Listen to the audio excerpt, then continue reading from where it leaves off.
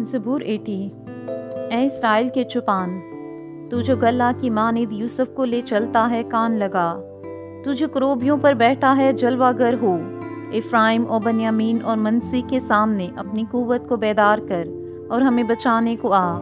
ए खुदा, हमको बहाल कर और अपना चेहरा चमका तो हम बच जाएंगे।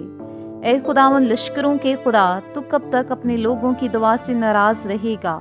तूने उनको आंसुओं की रोटी खिलाई और पीने को कसरत से आंसू ही दिए। तू हमको हमारे पड़ोसियों के लिए झगड़े का बायस बनाता है और हमारे दुश्मन आपस में हंसते हैं। ए लश्करों के खुदा, हमको बहाल कर और अपना चेहरा चमका तो हम बच जाएंगे। तू मिस्र से एक ताक लाया, तूने कौमों को खारिज करके उसे लगाया। तूने उसके लिए जगह तैयार की, उसने गहरी जड़ पकड़ी और जमीन को भर दिया। पहाड़ उसके साया में छुप गए और उसकी डालियां खुदा के देवदारों की मानित थी।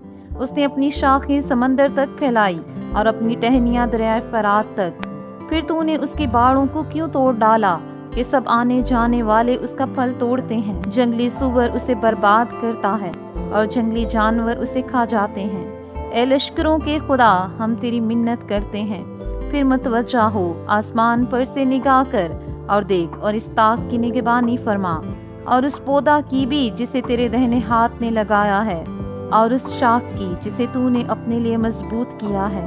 ये आग से जली हुई है, ये कटी पड़ी है, वो तेरे मुंह की झिड़की से हलाक हो जाते हैं। तेरा हाथ तेरी दाहिनी तरफ के इंसान पर हो, उस इब्ने आदम पर जिसे तूने अपने लिए मजबूत किया है। फिर हम तुझसे बरगश्ता ना होंगे। तू हमको फिर जिंदा कर और हम तेरा नाम लिया करेंगे।